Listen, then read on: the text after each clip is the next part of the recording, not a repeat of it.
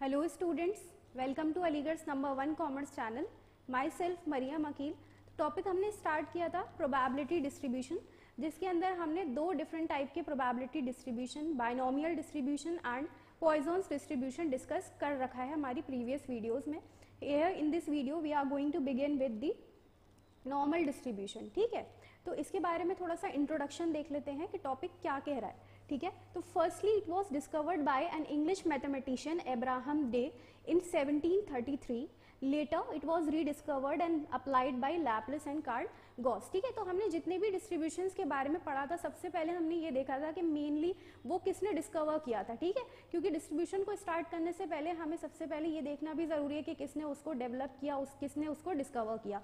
तो इस केस में हमारे डिफरेंट पीपल्स इन्वॉल्व थे। सबसे पहले इसको डिस्कवर किया गया बाय अब्राहम। ठीक है, उसके बाद क्या हुआ, इसके ऊपर और वर्किंग की गई, इसको रीडिस्कवर किया गया और अप्लाइड किया गया by whom, by Laplace and Carl Gauss. इसी वजह से इस डिस्ट्रीब्यूशन को बहुत ज्यादा गॉसियन डिस्ट्रीब्यूशन के नाम से भी कहते हैं। क्यों? क्योंकि in the name of Carl Gauss, इस वजह से इसको कार्ल गॉस के नाम पे गॉसियन डिस्ट्रीब्यूशन भी कहते हैं। ठीक, अब जब हमने प्रोबेबिलिटी डिस्ट्रीब्यूशन स्टार्ट किया था तो हमने देखा था कि प्रोबेबिलिटी डिस्ट्रीब्यूशंस दो फर्दर कैटेगरीज में डिवाइडेड थे, या तो एक डिस्क्रीट डिस्ट्रीब्यूशन था या फिर एक कंटिन्यूअस डिस्ट्रीब्यूशन था। ठीक है, तो जब हमने डिस्क्रीट के बारे में समझा था तो हमने ये देखा था कि वहां पे जो रैंडम वेरिएबल x है वो एक कंप्लीट वैल्यू लेता है, या तो 0, 1, 2, 3 एंड सो ऑन। ठीक है, एक कंप्लीट वैल्यू होती थी x की। x क्या है? हमारा एक रैंडम वेरिएबल था।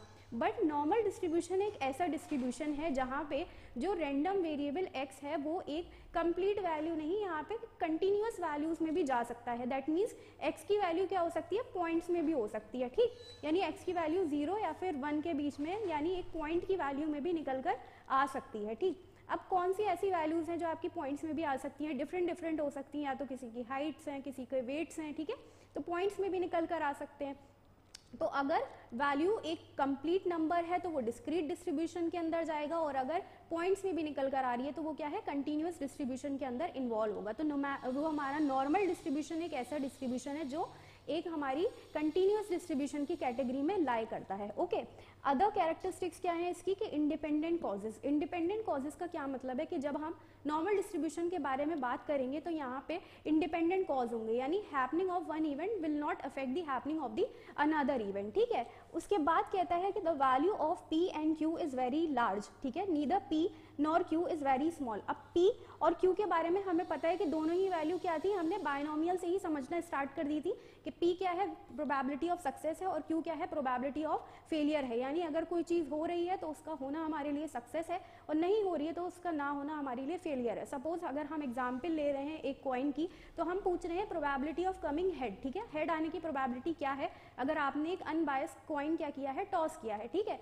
तो यहाँ पे हेड का आना क्या है? प्रोबेबिलिटी ऑफ सक्सेस है, जिसको हम P से डिनोट करते हैं। ठीक है, और अगर हेड नहीं आया, इसका मतलब क्या आया होगा? टेल आया होगा, तो उसको आप probability of failure that means Q से डिनोट करते हो। ठीक है, तो नॉर्मल डिस्ट्रीब्यूशन ये कहता है कि the value of P and Q दोनों ही क्या है? बहुत ज्यादा लार्ज होते हैं। रिवर्स में अगर हम जाएं तो हमने प्रीवियस वीडियो में जब पॉइजन्स डिस्ट्रीब्यूशन देखा था तो हमने वहां देखा था कि जो प्रोबेबिलिटी ऑफ सक्सेस था वो बहुत ज्यादा स्मॉल था, यानी इवेंट रेयरली अकर हो रहा था। बट नॉर्मल डिस्ट्रीब्यूशन के अंदर ऐसा नहीं होता, दोनों ही वैल्यू क्या है? बहुत ज्यादा लार्ज है। वैसे ही n यानी नंबर ऑफ ट्रायल्स, n क्या होता है? हमारा नंबर ऑफ ट्रायल। जैसे अगर हम कॉइन का ही देखें, अगर आपने 2 बार उछाला है तो वहां पे n क्या है? 2 है। 4 बार उसको टॉस किया है तो n क्या है? 4 है। ठीक है, तो वहां पे n की वैल्यू बहुत स्मॉल है। आप बाइनोमियल डिस्ट्रीब्यूशन वहां पे यूज कर पा रहे थे, बट जैसे जैसे n की वैल्यू बहुत ज्यादा लार्ज होती चली जाती है, इस वजह से बाइनोमियल की जो यूटिलिटी थी, जो एप्लीकेशन थी, वहां पे कम होती चली गई। इस वजह से पॉइजन्स का यूज किया गया। ठीक है, और उसके बाद फर्दर डेवलप किया गया नॉर्मल डिस्ट्रीब्यूशन को। अब पॉइजन था तो नॉर्मल को क्यों लेकर आए? इसलिए लाए क्योंकि कुछ वेरिएबल, यानी जब x की वैल्यू किसी एक कंप्लीट वैल्यू में असाइन नहीं हो रही है, वो पॉइंट्स में आ रही है, तो वहां पे पॉइजन डिस्ट्रीब्यूशन वर्क नहीं करेगा। क्यों नहीं करेगा? क्योंकि वो तो डिस्क्रीट डिस्ट्रीब्यूशन के अंदर कवर हो रहा है, तो इसीलिए पॉइजन के बाद नॉर्मल को भी डिस्कवर किया गया। ठीक है, तो इसके अंदर नंबर ऑफ ट्रायल्स भी इनफाइनाइटली लार्ज होते हैं, यानी n रीचेस टू इन्फिनिटी। ठीक है, दूसरी चीज इसके अंदर क्या कहा गया कि the shape of normal distribution is bell shape. ठीक है, हमने आपको बना के भी दिखाया है कि इसका ग्राफ बेल शेप्ड ग्राफ बनता है। कैसे बेल शेप्ड ग्राफ बनता है? जिसके अंदर आपकी जो मीन की वैल्यू होती है इन दी सेंटर होती है। ठीक है। इसका जो ग्राफ है वो बेल शेप्ड है, यानी आप अगर लेफ्ट साइड जा रहे हो तो ये माइनस इन्फिनिटी की तरफ रीच करता है, और अगर आप राइट साइड जा रहे हो तो प्लस इन्फिनिटी की तरफ रीच करता है। इस ग्राफ से रिलेटेड और भी बहुत ज़्यादा सारी प्रॉपर्टीज़ हैं, ठीक है। उन प्रॉपर्टीज़ को समझने के बाद ही आप नॉर्मल डिस्ट्रीब्यूशन के जितने भी क्वेश्चंस हैं बहुत ईजिली कर सकते हो, ठीक। तो अब समझते हैं इस ग्राफ से रिलेटेड कितनी आपकी प्रॉपर्टीज़ और ज़्यादा इसके अंदर इन्वॉल्व है। तो different properties related to this curve क्या हैं देख लेते हैं। फर्स्ट है normal curve is perfectly symmetric, ठीक है। जब हम बात करते हैं परफेक्ट सिमेट्री की तो उसका मतलब क्या होता है कि अगर आप उसको इस तरीके से फोल्ड कर रहे हो, अगर आप एक पेपर की भी बात कर रहे हो तो सेम एरिया आपका लेफ्ट हैंड साइड में डिवाइडेड है और सेम ही आपका राइट हैंड साइड में डिवाइडेड है, ठीक है। पेपर को अगर मान लो आप डिवाइड कर रहे हो और वो वहाँ पे परफेक्ट सिमेट्री है, तो अगर आप उसको ऐसे फोल्ड करोगे ना तो पूरा कंप्लीटली फोल्ड होगा। ऐसा नहीं होगा कि लेफ्ट हैंड में कहीं ज़्यादा आ रहा है या राइट हैंड में कहीं ज़्यादा आ रहा है, ठीक है। तो उसी को सिमेट्री कहते हैं, ठीक है। अगर सिमेट्री ना हो तो ग्राफ क्या हो जाएगा, स्क्यूड हो जाएगा, ठीक है, ठीक। अब देखिए इसके अंदर हमने जब बात करी कि ये ग्राफ क्या है, परफेक्टली सिमेट्रिक है, तो इसका क्या मतलब हुआ कि लेफ्ट हैंड पे भी आपका सेम इक्वल एरिया होगा और राइट हैंड पे भी आपका इक्वल एरिया होगा, ठीक है। अब आगे देखते हैं फिर आपको और समझ में आएगा। इसके अंदर क्या होता है, दूसरी characteristic unimodal. Unimodal का क्या मतलब है, यूनी मतलब सिंगल, ठीक है, और मॉडल क्या है आपका मोड। यानी अगर आप इस ग्राफ के अंदर, अगर नॉर्मल डिस्ट्रीब्यूशन के अंदर अगर आप मोड कैलकुलेट करते हो तो आपकी वैल्यू क्या आएगी, एक ही आएगी, एक ही मोड निकल कर आएगा, ठीक। मोड क्या होता है, जो वैल्यू सबसे ज़्यादा रिपीट होती है, ठीक है, सीरीज में, तो यहाँ पे एक ही मोड आपका कैलकुलेट होगा। नेक्स्ट प्रॉपर्टी क्या कहती है, इसके अंदर मीन बराबर मीडियन बराबर मोड। जेड क्या यहाँ पे मोड है, ठीक है। तो तीनों ही वैल्यूज अगर आप निकालते हो तो तीनों ही वैल्यू क्या होती है, बराबर होती है। मीन, मीडियन एंड मोड तीनों बराबर होते हैं, ठीक। उसके बाद कहता है asymptotic to baseline. Asymptotic to baseline का क्या मतलब है, देखिए जब आप इस कर्व को देखते हो तो आपको देखने में तो ऐसा लगता है कि ये इस लाइन को, यानी जो आपका एक्सिस है, इसको टच कर जाएगा, आपको देखने में ऐसा लगता है, मगर कभी भी ऐसा नहीं होता। जब भी आप ये कर्व बनाओगे तो ये हमेशा एसिम्प्टोटिक टू बेसलाइन रहेगा, इसको कभी भी टच नहीं करेगा, ठीक है, हमेशा इसके पैरेलल चलता रहेगा। यानी अगर आप इसको आगे भी एक्सीड करोगे तो ये हमेशा इसके पैरेलल चलेगा, एक्सिस के, कभी भी इसको टच नहीं करेगा। इसी प्रॉपर्टी को हम क्या कहते हैं, एसिम्प्टोटिक टू बेसलाइन। यानी कर्व हमेशा एक्स एक्सिस को क्या करेगा, पैरेलल मूव करेगा, कभी भी उसको टच नहीं करता, ठीक है। दूसरी चीज इसके अंदर क्या कहेगी, the total area of the distribution equal to 1।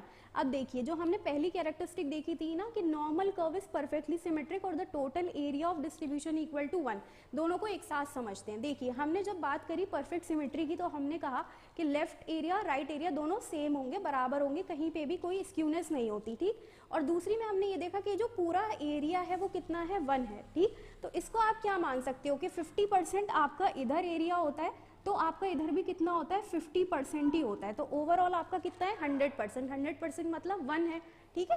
तो इसका मतलब ये हुआ कि पूरी क्या है इसके अंदर, परफेक्टली सिमेट्रिकल है। परफेक्ट सिमेट्री इसके अंदर आप देखोगे 50% ही एरिया लेफ्ट हैंड साइड पे रहता है, 50% ही एरिया राइट हैंड साइड पे रहता है। यानी जो टोटल एरिया होता है अंडर द कर्व वो कितना होता है, 100% और 1 होता है, ठीक है। इन प्रॉपर्टीज को समझना इसलिए जरूरी है क्योंकि इन्हीं प्रॉपर्टीज को अगर आप जान लोगे तो क्वेश्चंस सॉल्व होते चले जाएंगे, ठीक है। पिछले जो हमने डिस्ट्रीब्यूशन देखे थे वो कम्प्लीटली डिफरेंट थे और यहाँ पे आपके different formulas, different concept use होंगे, ठीक है। तो आपको ये याद होना चाहिए कि पूरा जो कर्व के अंदर एरिया है वो कितना है, 1 है, ठीक। आगे कैरेक्टरिस्टिक्स क्या है हमारी, देखिए main parameters are mean and standard deviation. जब हमने डिस्ट्रीब्यूशंस पढ़े थे हमने उनके मेन पैरामीटर्स देखे थे।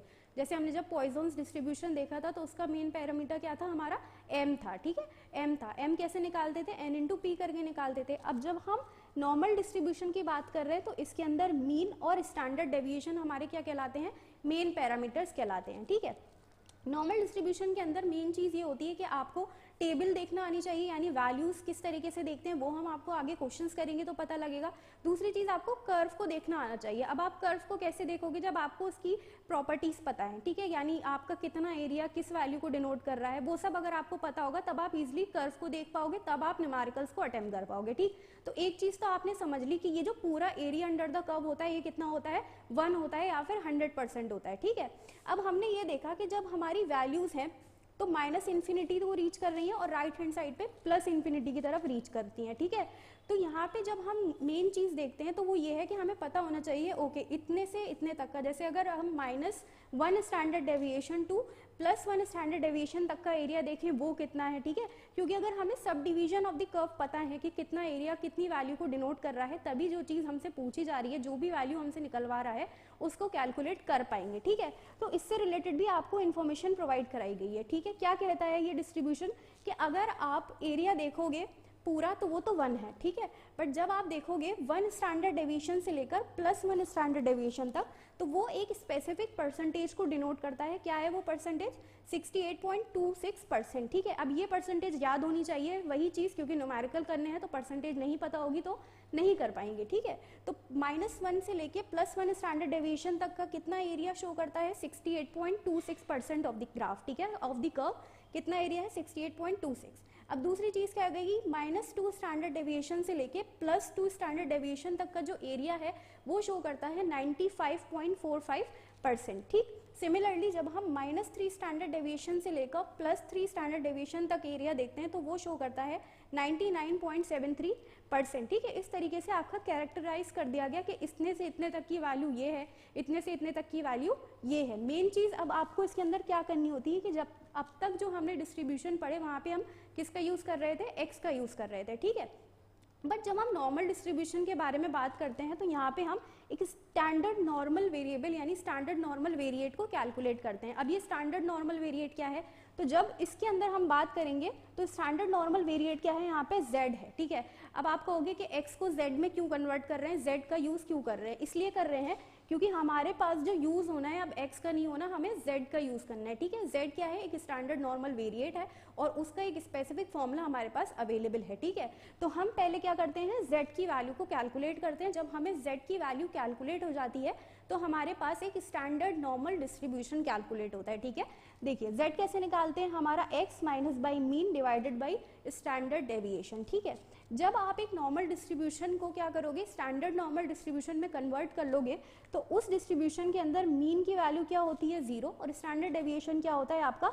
1 होता है। मेन चीज़ आपको ये याद करनी है कि आपका एरिया अंडर द कर्व कितना है? पूरा 100% होता है, ठीक। आपकी वैल्यूज स्पेसिफिकली जो असाइन करी गई है मीन टू -1 +1 स्टैंडर्ड डेविएशन या फिर -2 +1 स्टैंडर्ड डेविएशन, -3 +3 स्टैंडर्ड डेविएशन, इन सब की जो स्पेसिफिक वैल्यूज़ हैं ये आपको पता होनी चाहिए।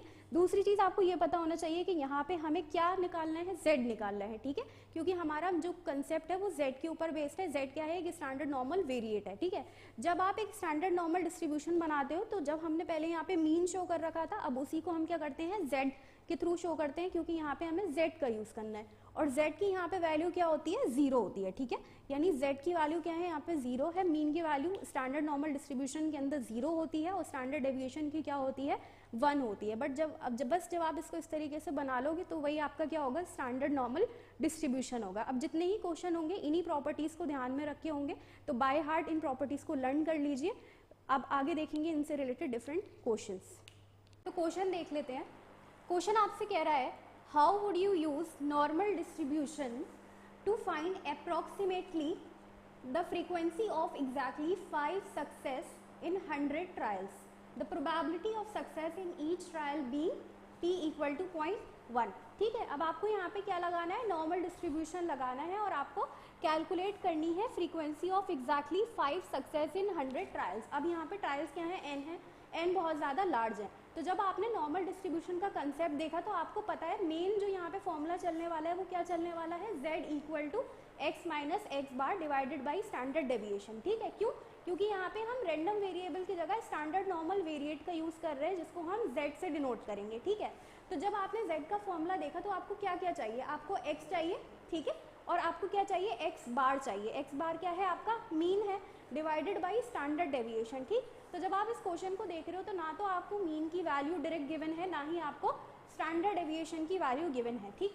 तो यहाँ पे आप जैसे बाइनोमियल डिस्ट्रीब्यूशन के अंदर mean, standard deviation, variance calculate करते थे, सेम तरीके से आप यहाँ पे भी अपना मीन और स्टैंडर्ड डेविएशन कैलकुलेट कर सकते हो, ठीक है। क्यों कैलकुलेट कर रहे हैं? क्योंकि फॉर्मूला में उसकी नीड है, चाहे मीन हो चाहे स्टैंडर्ड डेविएशन हो, दोनों की यहाँ पे क्या है?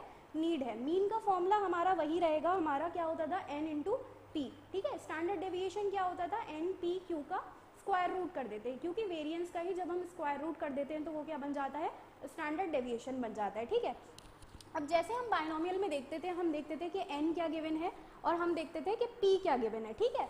तो वही चीज़ हम यहाँ पे करेंगे। देखिए सबसे पहले आप देखो कि n आपको कितना गिवन है इसके अंदर, n आपको सीधे मिल गया 100 ट्रायल्स, ठीक है। तो n आपका यहाँ पे कितना निकल कर आ गया 100, ठीक। प्रोबेबिलिटी आपको गिवन है किसकी, द प्रोबेबिलिटी ऑफ सक्सेस। हमें पता है स्मॉल p को हम काय से डिनोट करते हैं, प्रोबेबिलिटी ऑफ सक्सेस होता है वो, ठीक है। ऑन द अदर हैंड जब हम स्मॉल q डिनोट करते हैं तो वो क्या होता है, हमारा प्रोबेबिलिटी ऑफ फेलियर, ठीक है। तो इसने ऑलरेडी आपको p की वैल्यू गिवन कर रखी है, कितनी है 0.1 है, ठीक है। p कितना है आपका 0.1। तो हमें पता है जब हम 1 माइनस कर देंगे, ठीक है, 1 माइनस p कर देंगे तो हमें किसकी वैल्यू मिल जाएगी, q की भी वैल्यू मिल जाएगी। q की वैल्यू क्यों निकालना है, क्योंकि स्टैंडर्ड डेविएशन भी कैलकुलेट करना है और वहाँ पे तीनों ही चीज़ें यूज़ होने वाली हैं, n, p और q तीनों ही चीज़ें यूज़ करनी पड़ेंगी। इसीलिए अब हमारा नेक्स्ट स्टेप क्या होगा कि हम कैलकुलेट करेंगे हमारा q। q आप कैसे निकालते हो, 1 में से जब आप p माइनस कर दोगे, p आपका कितना है 0.1 है, ठीक। तो जब आपने इसको माइनस कर दिया तो आपकी वैल्यू कितनी आ जाएगी 0.9, ठीक। यानी आपको तीनों चीज़ें मिल गई। n आपका कितना गिवन है 100, p आपका 0.1 निकल कर आ गया और q आपने कैसे निकाला 1 माइनस p करके निकाल लिया, कितना 0.9। अगर यहाँ पे q गिवन होता तो p निकाल सकते थे, ऑब्वियसली निकाल सकते थे। कैसे, फिर क्या करते, जब p निकालना होता तो 1 में से हम q माइनस कर देते, ठीक है। अब आपको पहली चीज़ जो निकालनी पड़ेगी वो क्या होगा, मीन, ठीक है, दैट इज x बार, ठीक है। x बार यानी आपका मीन कैसे निकलता है, n p करके निकलता है, ठीक है, n इंटू पी, सीधे सीधे n p कर देंगे, 100 इंटू 0.1 कितना हो गया, ये 10 आ गया, ठीक है। आपकी एक वैल्यू निकल गई, कौन सी वैल्यू, x बार की वैल्यू निकल गई। अब दूसरी चीज़ हमें क्या चाहिए, स्टैंडर्ड डेविएशन चाहिए, SD। स्टैंडर्ड डेविएशन कैसे निकलेगा, under root n p and q, ठीक है। जब आप इसका अंडर रूट करोगे तो आपकी वैल्यू कितनी हो गई, n कितना है आपका 100, p आपने निकाला है 0.1 और q आपने निकाला है 0.9, ठीक है। इन सबको अंदर रख देंगे, कैलकुलेट करेंगे कितना आ रहा है, under root of 100 into 0.1 into 0.9, ठीक है। तो ये आपका कैलकुलेट हो गया अंडर रूट 9 जो आपका आ गया 3, ठीक है।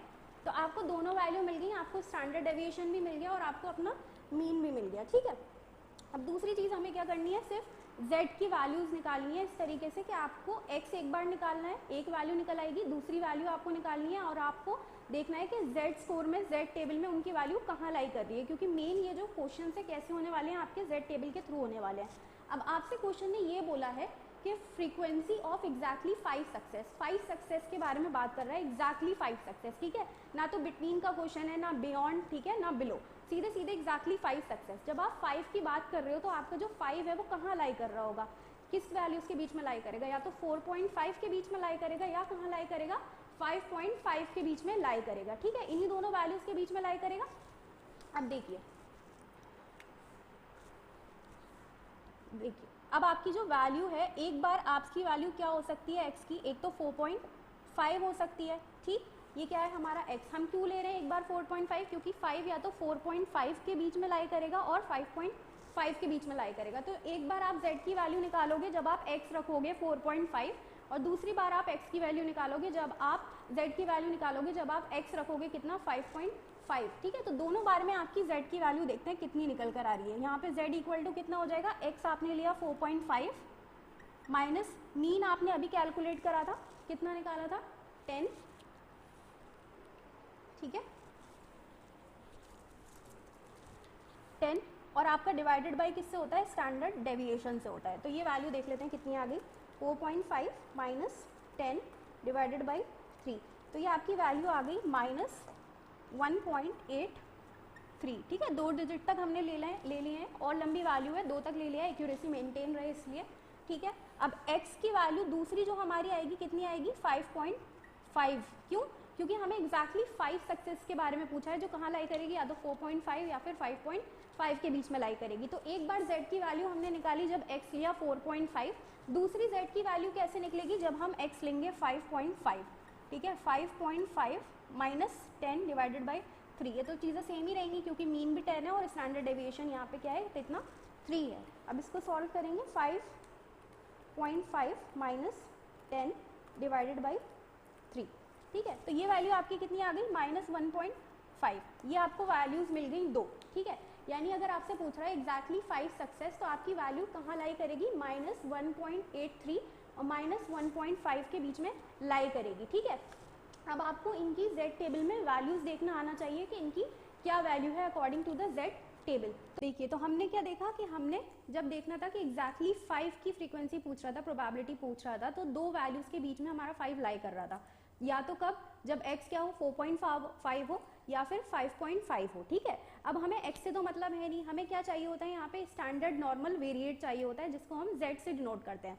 तो हमने z के टर्म्स में वैल्यूज कैलकुलेट करी कि जब 4.5x था तो हमारी z की वैल्यू कितनी आई थी, -1.83, और सेकंड वैल्यू हमारी आई थी -1.5। दैट मीन्स हमें कौन सा एरिया चाहिए, हमें ऐसा एरिया चाहिए जो लाई कर रहा है बिटवीन -1.83 एंड -1.5, ठीक है। अब ये जो हमने वैल्यूज कैलकुलेट करी है, इनकी एक स्पेसिफिक वैल्यू हमें हमारी एक टेबल गिवन होती है जिसको हम प्रोबेबिलिटी डिस्ट्रीब्यूशन टेबल कहते हैं। उसके अंदर हमारी जितनी भी z की वैल्यूज कैलकुलेट होंगी, उनकी एक स्पेसिफिक वैल्यू हम देखकर क्या कर सकते हैं, सॉल्व कर सकते हैं हमारे क्वेश्चन को फर्दर, ठीक है। वैसे तो और डिफरेंट क्वेश्चंस होंगे जहाँ पे आप कर्व के और ग्राफ के बेसिस पे भी अपना आंसर निकाल सकते हो, ठीक है, और आप अपनी इस टेबल के चलते भी क्या कर सकते हो, अपना क्वेश्चन सॉल्व कर सकते हो, ठीक है। तो एक स्पेसिमेन हमने आपको दिखाया है जिससे आपको समझ में आए। अगर आपको पूरी टेबल डाउनलोड करनी है तो you will have a link in the description box, आप वहाँ से डाउनलोड कर सकते हो। अभी आपको दो वैल्यूज चाहिए, ठीक है, एक तो 1.5 चाहिए और एक आपको चाहिए 1.83, ठीक, तो उन्हीं दोनों को लेकर हमने आपको समझाने की कोशिश करी है, ठीक है। अब यहाँ पे आपको ये जो माइनस साइन है ये सिर्फ आपको डायरेक्शन बता रहा है, वैल्यूज आपकी सेम रहेंगी, चाहे आप 0 से -1.83 की तरफ देख रहे हो या फिर 0 से +1.83 की तरफ देख रहे हो, उसका अमाउंट तो सेम ही है, वैल्यू तो उसकी सेम ही है। तो यहाँ पे माइनस सिर्फ डायरेक्शन बता रहा है, आपको सिर्फ ये देखना है कि उसकी टेबल के अंदर कितनी वैल्यू है, ठीक। तो अगर बिटवीन का क्वेश्चन है तो आप क्या कर सकते हो, इसकी वैल्यू देखो -1.83 की टेबल में और -1.5 की वैल्यू देखो टेबल में, और बिटवीन का क्वेश्चन है तो आप दोनों को क्या कर लो, फिर डिफरेंस कर लो, तो आपका आंसर निकल कर आएगा। जब आपने टेबल देखी तो आपने देखा 1.5 की जो वैल्यू है, देखिए क्या करते हैं कि आपकी ऊपर जो वैल्यू शो होती हैं वो इस तरह से होती हैं, 0.09 तक जाती हैं, ठीक है। जब आप वर्टिकली देख रहे हो तो आपकी 3 तक की वैल्यूज जाती हैं, ठीक। अब इसके अंदर आपने देखा कि आपकी पहली वैल्यू जो आपको चाहिए वो है 1.83, ठीक, तो आपकी 1.8 तक की टर्म तो आपको यहाँ मिल गई, उसके बाद आपकी जो 0.03 की वैल्यू है वो आपको ऊपर दिख गई, पूरी टर्म क्या बन गई, 1.83 बन गई। अब आपने स्पेसिफिकली जाकर चेक किया, हर एक की वैल्यू आपको टेबल में अलग अलग शो होगी, ठीक है। यहाँ पे जो क्वेश्चन है उसके हिसाब से हमने दो वैल्यूज को लेकर समझने की कोशिश करी है, ठीक है। अब आपका 1.83 कहाँ पे आया, 1.8 ये हो गया और 0.03 ये है, तो 1.83 की वैल्यू आपने देखी कितनी है, 0.4664, ठीक है। ऐसी आपकी दूसरी वैल्यू क्या है, 1.5 है, तो 1.5 के आगे तो आपको कुछ नहीं देखना, नंबर 0 ही है, तो 1.5 की आपको डायरेक्ट वैल्यू कितनी मिल गई, 0.4332, ठीक है। अब आपको एरिया लाइंग बिटवीन -1.83 एंड -1.5 निकालना है, तो आप टेबल में देखकर इनकी वैल्यूज निकालेंगे और दोनों का क्या कर लेंगे, डिफरेंस कर लेंगे, ठीक है। तो वैल्यू आपको कितनी मिली, 1.83 की, 1.83 की वैल्यू आपको मिली 0.4664 माइनस दूसरी वैल्यू जो 1.5 की आपकी आई है वो है 0.4332, दोनों का डिफरेंस ले लेंगे बस। अब इन दोनों का डिफरेंस ले लेंगे, देखिए कितना आएगा, 0.4664 माइनस 0.4332, ठीक है। तो वैल्यू आ गई आपकी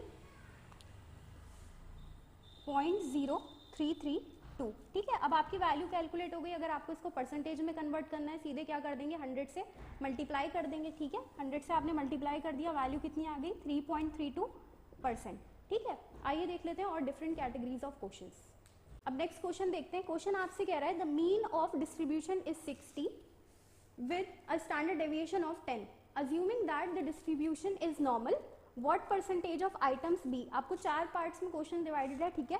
फर्स्ट पार्ट देखते हैं। फर्स्ट पार्ट में आपसे कह रहा है बिटवीन 60 एंड 72, ठीक है। जब आपका पिछला क्वेश्चन आपने किया था तो उसमें आपको ना तो मीन गिवन था और ना ही स्टैंडर्ड डेविएशन गिवन था, बट इसके अंदर आपको मीन और स्टैंडर्ड डेविएशन दोनों ही पहले ही बता दिया है। क्यों बताया है, क्योंकि आपको z को कैलकुलेट करना है, स्टैंडर्ड नॉर्मल वेरिएट को कैलकुलेट करना है। अब इसको x से मतलब यहाँ पे नहीं है, ठीक है। उसने आपको ये कहा कि आपकी जो वैल्यू है वो बिटवीन 60 एंड 72 है, ठीक है।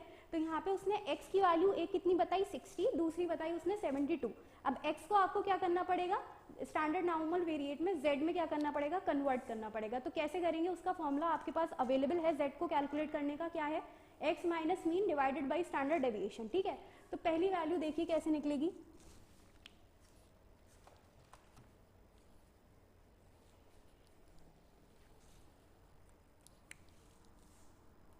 फर्स्ट पार्ट पहले करते हैं, उसके बाद एक एक करके सारे पार्ट्स अलग अलग करेंगे, बहुत इजीली हो जाएंगे, ठीक है। तो पहले में आपको क्या कहा गया, x इक्वल टू आपका 60 है, तब आपकी z की वैल्यू कैसे निकलेगी, z का फॉर्मूला क्या है, x minus mean divided by standard deviation, ठीक है। तो x आपका कितना है 60, मीन भी आपका यहाँ पे कितना है 60 divided by standard deviation given है कितना 10, ठीक है। तो ये 0 हो गया, 0 डिवाइडेड बाई 10 भी कितनी हो गई आपकी वैल्यू 0 ही आ गई, ठीक है। दूसरी सिचुएशन में आपको x क्या गिवन है 72 गिवन है, उस केस में आपकी z की वैल्यू देखिए कितनी निकली 60 minus by 72, sorry 72 divided by 60, x minus by आपका मीन डिवाइडेड बाई 10, ठीक। तो ये आपकी वैल्यू कितनी हो गई 1.2 हो गई,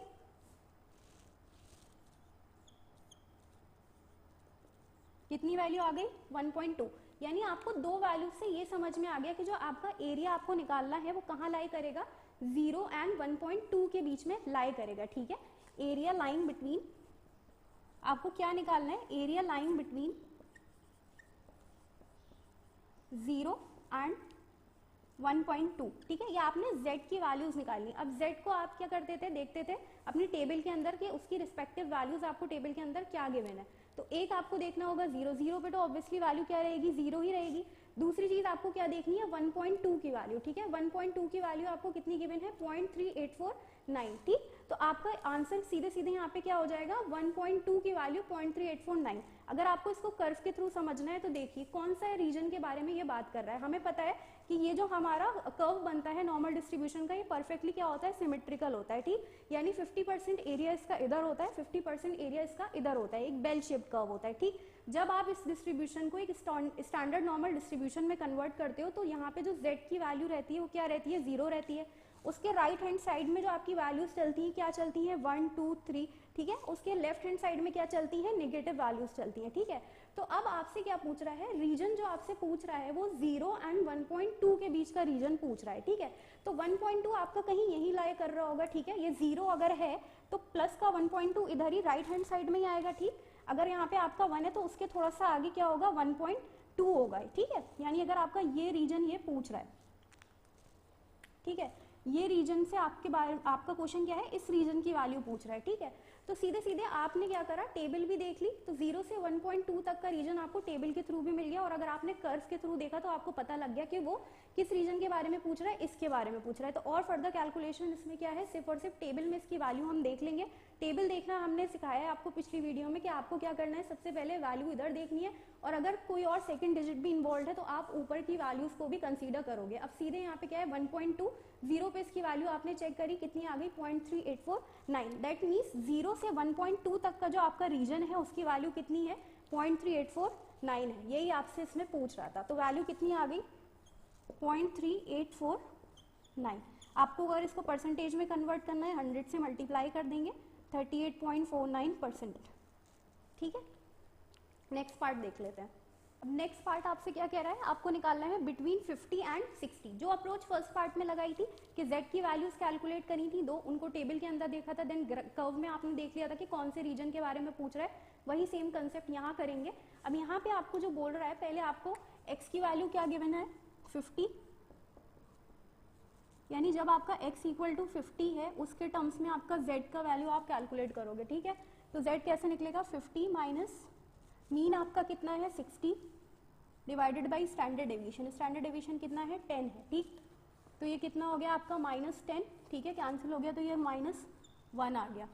अब दूसरा सिचुएशन क्या है जहाँ पे आपका x इक्वल टू है 60, वहाँ पे भी आप z निकाल लोगे सेम, तो 60 माइनस 60 हो गया डिवाइडेड बाई 10 हो गया, तो ये भी क्या आ गई आपकी वैल्यू 0 आ गई। यानी आपसे अब एरिया क्या पूछ रहा है, एरिया लाइन बिटवीन 0 एंड -1, ठीक। कौन सा एरिया पूछ रहा है, एरिया लाइन बिटवीन 0 एंड -1, ठीक है। अब माइनस आ गया तो आपको पता लग गया कहाँ जाना है, लेफ्ट हैंड साइड के बारे में आपसे बात कर रहा है, ठीक है। जैसे आपकी राइट हैंड साइड पे वैल्यू चलती है 1 2 3, वैसे ही लेफ्ट हैंड में क्या हो जाती है, सिर्फ वो नेगेटिव हो जाती है। तो -1 आपका यहीं कहीं लाई कर रहा होगा, ठीक है। मान लीजिए ये आपका -1 है, तो आपका कौन से रीजन के बारे में बात कर रहा है, इतने रीजन के बारे में, यानी 0 से लेके -1 तक का रीजन, ठीक है। कौन सी वैल्यू पूछ रहा है, ये वाली। तो ये वैल्यू आपको डायरेक्ट आपकी टेबल के अंदर मिल जाएगी, यानी 0 और -1 की वैल्यू, ठीक है। हमें पता है कि माइनस जो साइन होता है यहाँ पे वो डायरेक्शन शो कर रहा होता है। आपका जो डिस्टेंस होता है, चाहे आप 0 से -1 लो, चाहे 0 से +1 लो, वो तो सेम ही होगा। बस ये जो माइनस के साइन है ये आपके डायरेक्शन शो कर रहे होते हैं कि आपका ये निगेटिव साइड शो कर रहा है, लेफ्ट हैंड साइड शो कर रहा है।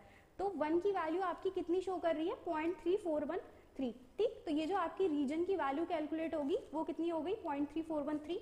परसेंटेज में कैलकुलेट करना है, 100 से मल्टीप्लाई कर लेंगे। आंसर कितना आ गया आपका,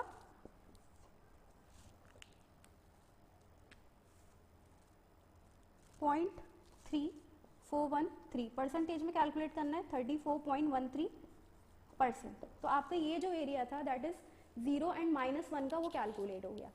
थर्ड पार्ट देख लेते हैं, थोड़ा डिफरेंट है थर्ड पार्ट। अब उसको देखते हैं कि उसके अंदर क्या करेंगे। देखिए नेक्स्ट पार्ट आपसे पूछ रहा है बियॉन्ड 72, ठीक है। इसका क्या मतलब है, सबसे पहले आप वही चीज करोगे, z की वैल्यू कैलकुलेट करोगे, ठीक है। कैसे निकलेगा, अब यहाँ पे हम x को ले लेंगे कितना, 72, ठीक है। थर्ड पार्ट है हमारा, x आपका कितना बोल दिया उसने, 72 बोल दिया है, ठीक है। तो आपकी z की वैल्यू कितनी आएगी यहाँ पे, 72 माइनस आपका मीन कितना है 60 divided by standard deviation that is 10। तो ये आपकी वैल्यू कितनी आ गई, 1.2, ठीक है, 1.2 आ गई। अब क्वेश्चन में आपसे ये नहीं पूछा कि किसी चीज के बिटवीन निकालना है या कहाँ पर लाई कर रहा है, आपसे बिटवीन का क्वेश्चन नहीं पूछा, उसने पूछा बियॉन्ड 72, ठीक है। Area line beyond 72। बियॉन्ड 72 का क्या मतलब, अगर हम z के टर्म्स में देखें तो हमें 1.2 के बियॉन्ड का एरिया चाहिए, यानी 1.2 के जो बाहर वाला एरिया है, जो उसके बाद वाला एरिया है, वो हमें चाहिए, ठीक है। तो एरिया लाइन बियॉन्ड 1.2, ठीक है। आप कर्व के अंदर गए, आपने देखा 1.2 कहाँ पे लाई कर रहा है, ठीक है। ये आपका 0 है, ठीक है। यहाँ कहीं आपका 1 आया होगा, जैसे हमने पहले देखा था 1.2 कहाँ लाई करेगा, इसी के बाद 1 के कहीं बाद में आपका 1.2 लाई कर रहा है। जैसे मान लीजिए इधर आपका 1.2 लाई कर रहा है, तो अब आपसे उसने ये नहीं पूछा कि 0 और 1.2 के बीच का डिस्टेंस, उसने आपसे क्या पूछा है, 1.2 के बाद का, ठीक है। 1.2 के बाद का पूछा है। कौन सा रीजन उसने पूछा, देखिए उसने पूछा है ये वाला रीजन, यानी 1.2 के बाद वाला रीजन। इससे पहले हमने जब कैलकुलेट किया था तो कौन सा रीजन था, वो 0 से 1.2 तक का रीजन था। क्यों, क्योंकि बिटवीन का क्वेश्चन था, बिटवीन 0 एंड 1.2। अब ये नहीं पूछ रहा, आपसे क्या पूछ रहा है, ये वाला। अब यहाँ पे क्या चीज काम आएगी, यहाँ पे हमारी प्रॉपर्टीज काम आएंगी। जब हमने कर्व के बारे में पढ़ा था तो हमने उसकी डिफरेंट प्रॉपर्टीज स्टडी करी थी। मेन प्रॉपर्टी क्या थी कि जो total area under the curve होता है कितना होता है, 1 होता है, ठीक। आधा एरिया आपका 50% इधर होता है, राइट हैंड साइड में भी आपका कितना होता है, 50% ही होता है। 50% मतलब 0.5, ठीक है। अब देखिए इतना एरिया आपको निकालना है, ठीक है। आपको ये चीज मालूम है कि ये जो पूरा एरिया है, यानी 0 से लेकर एंड तक का, यानी ये जो पूरा आधा एरिया होता है, ये कितना होता है, 0.5 होता है। ये चीज आपको मालूम है, कैसे मालूम है, हमने अपनी प्रॉपर्टी के अंदर देखा था कि ये जो पूरा एरिया होता है हाफ होता है, यानी 0.5 होता है, ठीक है। और 0 से 1.2 तक की वैल्यू मुझे मालूम है कितनी है, 0 से 1.2 तक की वैल्यू मुझे मालूम है कितनी है, 0.3849, ठीक है। तो मुझे ये टोटल वैल्यू भी पता है और मुझे इतने रीजन की भी वैल्यू पता है, तो क्या मैं ये शेडेड पोर्शन नहीं निकाल सकती, बहुत इजीली निकाल सकती हूँ। कैसे निकालूंगी, इन दोनों को क्या कर दूंगी मैं, आपस में सब्ट्रैक्ट कर दूंगी और मुझे कौन सा रीजन मिल जाएगा, मेरा शेडेड रीजन मिल जाएगा, ठीक है। क्या किया मैंने, मुझे पता है कि ये पूरा रीजन कितना है, 0.5, और ये जो इतना रीजन है 0 से लेके 1.2 तक का, उसका मैंने टेबल से देख लिया वैल्यू कितना था, 0.3849। दोनों को मैंने जब माइनस कर दिया, तो होल में से जब इतना पोर्शन डिवाइड कर दिया, माइनस कर दिया, तो ये शेडेड पोर्शन मेरा क्या हो गया, निकल कर आ गया, ठीक है। तो अब आप क्या करोगे, इन दोनों को ही सब्ट्रैक्ट कर लोगे, ठीक है। देखिए होल आपका कितना था टोटल, 0.5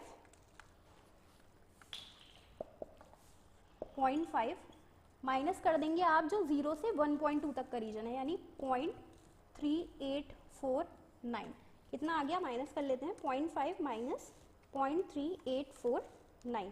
कितनी आ गई वैल्यू? वैल्यू आ गई आपकी 0.1151 और अगर आपको परसेंटेज में करना है तो 11.51%। अब यहाँ पे सीधे सीधे ग्राफ से क्वेश्चन, सीधे टेबल से क्वेश्चन नहीं हुआ, हमने यहाँ पे कर्व को भी यूज करा। कर्व को कैसे यूज करा? जब हमने इसकी प्रॉपर्टीज पढ़ी थी उसको ही यूज करके हमने इस एरिया को निकाला, क्योंकि हमें ये नहीं पूछा था कि 0 और 1.2 का एरिया कितना है, हमसे पूछा था कि 1.2 के बाद वाला एरिया कितना है। ठीक, तो 1.2 के बाद वाला एरिया जो हमने शेडेड दिखाया है वो है। ठीक, अब ये पूरा जो एरिया है ये 0.5 है। ठीक, और 0 से लेकर 1.2 तक की वैल्यू हमने टेबल में देख ली कितनी है, 0.3849। तो पूरे 0.5 में से जब इतना 0 से 1.2 का माइनस कर दिया तो उसके बियॉन्ड वाले की वैल्यू हमें निकल कर आ गई। कितनी आ गई? 11.51%। ओके, एक और पार्ट है वो भी देख लेते हैं।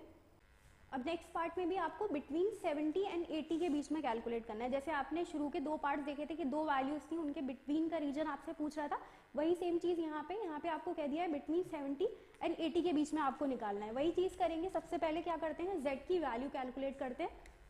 पार्ट 4 है। देखिए x की वैल्यू पहले क्या दी है उन्होंने, 70 दी है, तब z की वैल्यू कैलकुलेट करिए। z इक्वल टू कितना हो जाएगा आपका 70 माइनस मीन कितना है 60 है और स्टैंडर्ड डेविएशन कितना है 10। ठीक है, तो ये कितना आ गया 1 आ गया। दूसरी वैल्यू कितनी गिवन है, x इक्वल टू 80, तो z कितना हो जाएगा 80 माइनस 60 डिवाइडेड बाई 10, वैल्यू आ गई 2। ठीक है, यानी आपको कौन सा एरिया पूछ रहा है, कौन सा रीजन पूछ रहा है, एरिया लाइंग बिटवीन 1 एंड 2। एक एरिया लाइंग बिटवीन 1 एंड 2। ठीक है, यहाँ कहीं आपका 1 आ रहा होगा, दोनों ही पॉजिटिव में आई हैं 1, यहाँ मान लीजिए आपका 2 आ रहा है। ठीक, तो कौन सा एरिया पूछ रहा है, 1 एंड 2 के बीच का एरिया पूछ रहा है ये। ठीक है, तो आप कैसे निकाल सकते हो ये, 1 की वैल्यू देखो कितनी है टेबल के अंदर, 2 की वैल्यू देखो कितनी है टेबल के अंदर, दोनों को क्या कर लो, सब्ट्रैक्ट कर लो, यही वाला रीजन आपको निकल कर आएगा। ठीक है, तो 2 पे आपकी वैल्यू कितनी है 0.4772, वैसे ही 1 पे कितनी है 0.3413। ठीक है, दोनों वैल्यूज को क्या कर देंगे, सब्ट्रैक्ट कर देंगे। पहली वैल्यू क्या है, 2 पे कितनी वैल्यू है 0.4772 माइनस कर देंगे 1 पे कितनी वैल्यू है 0.3413, दोनों को सब्ट्रैक्ट किया कितना आ गया 0.4772 माइनस 0.3413। आपका आंसर आ गया 0.1359। ठीक है, परसेंट में कन्वर्ट कर लेंगे इसको तो कितना हो जाएगा 13.59%। ठीक है, यानी 1 पे वैल्यू देख ली कितनी है टेबल के अंदर, 2 की वैल्यू देख ली टेबल के अंदर कितनी है, दोनों को क्या कर लिया, सब्ट्रैक्ट कर लिया, तो एरिया लाइन बिटवीन 1 एंड 2 आपको कैलकुलेट हो गया। ओके, एक क्वेश्चन और देख लेते हैं, आपको समझ में आ जाए ताकि और कंसेप्ट। नेक्स्ट क्वेश्चन देखिए आपसे क्या कह रहा है, late x denotes the number of scores in a test. If x is normally distributed with a mean of 100 and standard deviation 15, find the probability that x does not exceed 130। ठीक है, same चीज आपको यहाँ से ही समझ में आ जानी चाहिए। सबसे पहले आपको क्या कैलकुलेट करना है, z की वैल्यू कैलकुलेट करनी है। z की वैल्यू निकालने के लिए क्या क्या चाहिए होगा, x चाहिए होता है, मीन चाहिए होता है और स्टैंडर्ड डेविएशन चाहिए होता है। मीन भी आपको एज इट इज गिवन है, स्टैंडर्ड डेविएशन भी आपको गिवन है। ठीक है, x की वैल्यू आपको 130 वहां से दिख रही है, बट इसके अंदर और भी फर्दर कैलकुलेशन है कि डज नॉट एक्सीड 130। ठीक, सबसे पहले आप जो अब तक करते आए हो z की वैल्यू निकालनी है, वही चीज यहाँ पे कर लेते हैं। देखिए अब यहाँ पे x अगर आपका 130 बोल रहा है तो z की वैल्यू कितनी हो जाएगी, 130 आपकी x की वैल्यू माइनस मीन आपको ऑलरेडी उसने गिवन है 100 और स्टैंडर्ड डेविएशन आपका कितना है 15, तो z की वैल्यू यहाँ से निकल कर आ गई आपकी 2। अब यहाँ से आपका 2 तो निकल कर आ गया, बट क्वेश्चन में क्या कहा है, डज नॉट एक्सीड 130, यानी z के टर्म्स में अगर आप देखें तो डज नॉट एक्सीड 2। ठीक है, यानी आपको वैल्यू किस वे में निकालनी है कि जो z है वो 2 को एक्सीड नहीं कर रहा। ठीक है, जब आप ये देखोगे कर्व के अंदर तो वो कौन सा रीजन आपसे पूछ रहा है, ये अगर 0 है तो यहाँ कहीं 1 होगा और यहीं पे क्या होगा आपका 2 होगा। ठीक है, डज नॉट एक्सीड 2 का क्या मतलब हो गया, 2 से पीछे पीछे की वैल्यूज, जो 2 से पहले का रीजन है वो पूछ रहा है। शेड करके देख लेते हैं कौन से रीजन का पूछ रहा है। देखिए 2 से कम यानी 2 को एक्सीड नहीं कर रहा, तो कौन सा रीजन हो गया, ये पूरा जो 2 से कम है। ठीक है, 2 से जो कम जितनी वैल्यूज हैं वो सारी लेफ्ट हैंड साइड पे ही तो आएंगी, उधर तो बड़ी होती चली जाएंगी 2 से, ठीक है। तो डज नॉट एक्सीड 2 की वैल्यूज कहाँ आ गई, इधर आ गई, यानी शेडेड रीजन आपका आपसे इसकी वैल्यू पूछ रहा है, ठीक है। अब वापस से आप क्या करेंगे, यहाँ पे अपनी प्रॉपर्टी का यूज करेंगे। आपको फिर से वही चीज पता है कि दोनों कितनी तरफ डिवाइडेड है, 50-50% डिवाइडेड होते हैं जब परफेक्ट सिमेट्री है, ठीक है। तो 50% का क्या मतलब 0.5, ठीक। आपसे जब ये टोटल एरिया पूछ रहा है और आपको इतना एरिया पता है, ठीक है, आपको इतना एरिया पता है, टोटल कितना होता है 0.5 होता है, ठीक है।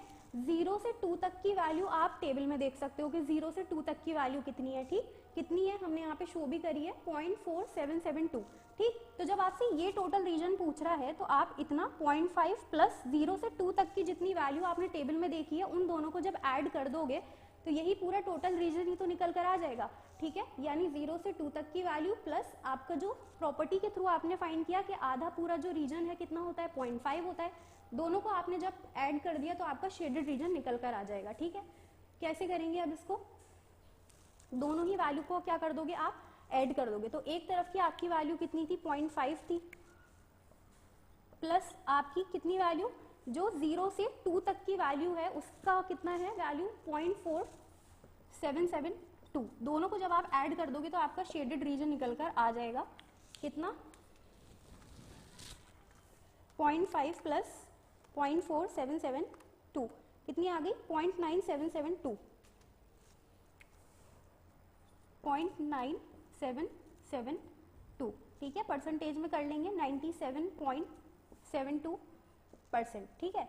तो इसमें आपने क्या करा, आपने प्रॉपर्टी का यूज किया, आपने कर्व का यूज किया, प्लस आपने टेबल का भी यूज किया, ठीक है। तो इसलिए कहते हैं इंपॉर्टेंट पॉइंट्स जो आपको ध्यान में रखने हैं जब भी आप नॉर्मल डिस्ट्रीब्यूशन के क्वेश्चंस अटेम्प्ट कर रहे हो, आपको फॉर्मूला आना चाहिए कि z को आपको कैलकुलेट करना है, स्टैंडर्ड नॉर्मल वेरिएट को कैलकुलेट करना है। देन आपको क्या आना चाहिए, आपको टेबल देखनी आनी चाहिए, ठीक है। वापस बता देती हूँ, अगर आपको टेबल देखनी है तो आपको उसका लिंक मिल जाएगा डिस्क्रिप्शन बॉक्स में, आप वहाँ से टेबल को डाउनलोड कर सकते हो और देख सकते हो कि कैसे सारी वैल्यूज शो होती हैं, ठीक है। उसके बाद आपको क्या आना चाहिए, आपको कर्व देखना आना चाहिए, क्योंकि कहीं कहीं पे क्वेश्चन टेबल से ही डायरेक्ट हो जाएंगे और कहीं पे आपको कर्व के थ्रू करना पड़ेगा। क्यों, क्योंकि आपको 0 से 2 तक की वैल्यू तो यहाँ तक दी हुई थी, बट आपको यहाँ पे टोटल पूछी गई थी, तो आपने क्या करा, दोनों को ही बनाकर देखा कि कैसे आप शेडेड रीजन निकाल सकते हो। दोनों को जब आपने ऐड कर दिया तो आपको शेडेड रीजन की वैल्यू निकल कर आ गई। आई होप आपकी समझ में आया होगा। यहाँ तक कि हमने नॉर्मल डिस्ट्रीब्यूशन का पूरा कंसेप्ट, थोड़ा सा उसका बैकग्राउंड किसने दिया, कैसे आया, क्या कंडीशंस थी, कुछ इंपॉर्टेंट प्रॉपर्टीज और उससे रिलेटेड कुछ क्वेश्चंस डिस्कस कर लिए हैं। In the next video we will bring more numericals related to this topic. I hope you like the video. अगर कोई क्वेरी हो then you can definitely ask in the comment section. Please like the video and subscribe to the channel.